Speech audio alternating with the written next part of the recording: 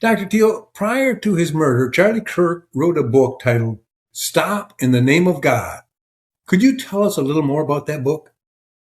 Well, it was subtitled, Why Honoring the Sabbath Will Transform Your Life. And he talked about the biblical day of rest, gives an argument why people should observe it. His widow, Erica Kirk, was interviewed about it. She said that if Charlie hadn't done this, he'd be burnt out, and he felt that he needed this particular rest. When asked how other people can do this, Erica Kirk herself said, you don't have to make it legalistic. If you're traveling or something, it doesn't have to be a specific day. Just make sure you carve it in your schedule and prioritize it. And if there's times you feel you can't do it, start out slow. And eventually, though, you'll do it. It's a fun thing. Now, the news article that reported about this properly added the following. God's Sabbath, according to Scripture, is exclusively on the seventh day of the week, as the first book of the Bible indicates, Genesis 2, verses 2 to 3. It's actually the longest commandment, the famous 10 Commandments from God, saying, remember the Sabbath day to keep it holy. 6 days you'll labor and do your work, but the seventh is the Sabbath of the Lord. The Lord blessed the Sabbath day when he created things, and he hallowed it. So that's what that article pointed out. And so, yes, we are supposed to stop our routines and then keep the Sabbath. Well, could you clarify for us, Dr. Thiel, is there a Sabbath day, as Mrs. Kirk stated, which would be any day of the week? Or is there the Sabbath day, which is specifically the seventh day of the week? Well, according to the Bible, the Sabbath day is the day we currently call Saturday. Now, it's my understanding that Erica Kirk was raised as a Roman Catholic and only recently started to read the Bible. The Bible is clear that those who do what God says, stop in the name of God, rest on the day God declared is holy. Now, twice the book of Proverbs 14:12 and 16:25 says there's a way that seems right to a man, but its end is the way of death. Now, while Erica Kirk is correct in promoting the idea of a Sabbath rest, she's also been promoting it the wrong way. Now, some might think, well, what difference does it make? Well, the Bible is clear. 1 Corinthians 1:25, God is wiser than men. And in Isaiah, it says his thoughts are higher than ours. Now, in the book of Leviticus, chapter 23, it lists the days that God expects his people to stop and have special worship.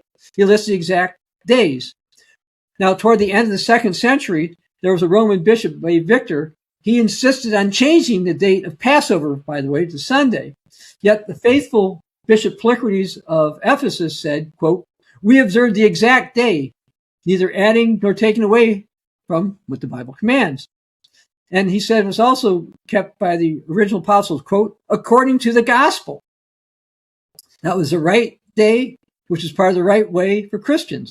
The Bible specifically teaches that there's a right way, and that's taught both in the Old Testament, 1 Samuel 12:23, and the New Testament, 2 Peter 2:15. Jesus taught to choose the narrow way that few would find, not the broad way that most would in Matthew 7.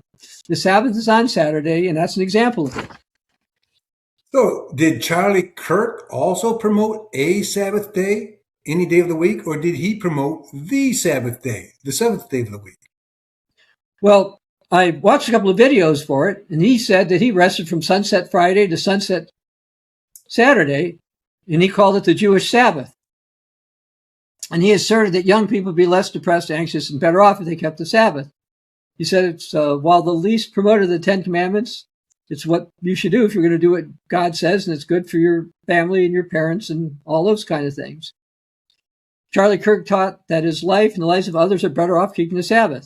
And his widow, Erica, would be better off if she properly kept the Sabbath. It certainly sounds like Charlie Kirk had a deeper understanding of the Sabbath than his wife. He also mentioned that it was the Jewish Sabbath. So is the Sabbath primarily a Jewish Sabbath?